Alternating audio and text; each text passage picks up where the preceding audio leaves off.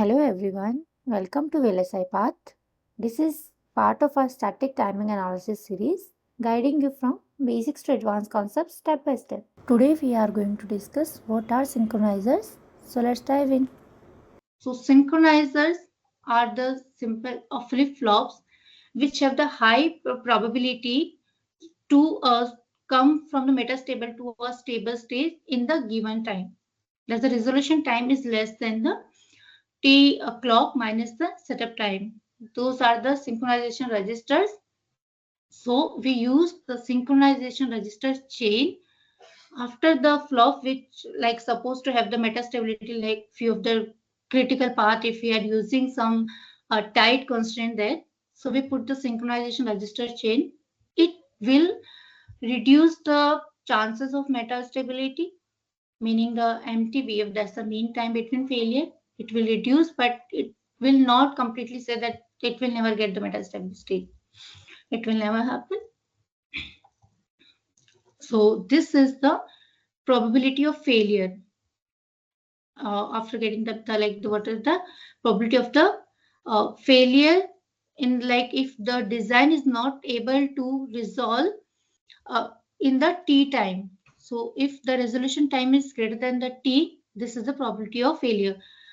This t res is the resolution time, how much time the design is taking to resolve to a stable value from the metastable state.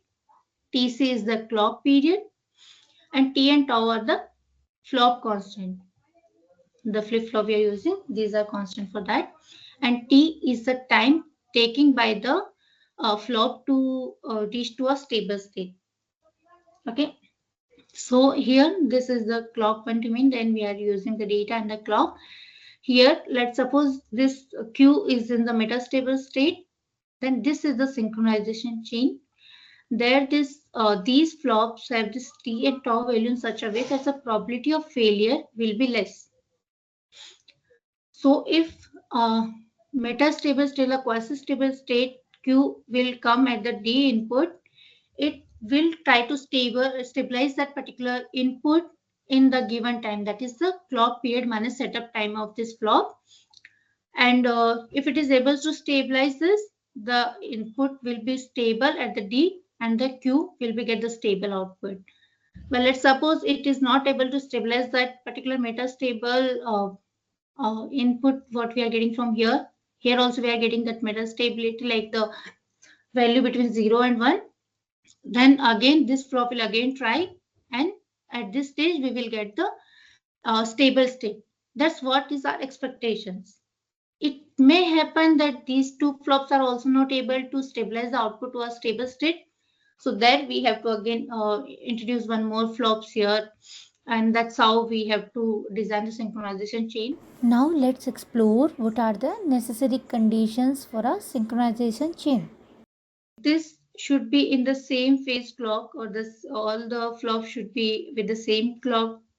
And then the first register here what we are using, it is like it can have the different clock from here, like this should not have the same clock, like this is not the compulsion, like this clock should have the same. So whatever input we are getting, it should not have to follow that whatever constraint was following here. And the last flop, all the flops which we are using in this chain should have a one fan out. And it is connected to only a single flop. And after this, the last register what we are going to use here, it can have the multiple other fan out more than one, which means whatever connection we are expecting for this flop, we can connect by this flop, the outputs.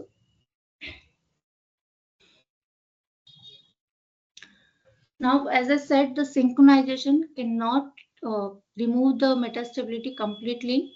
We have to test it and then validate whether it is okay with these two flops. If not, then we have to add one more flop here and then more. But it can reduce the probability, and thus the mean time between failure with the synchronized we can improve what we're getting at this stage. That's all for this video. See you in the next video. Thanks a lot for watching.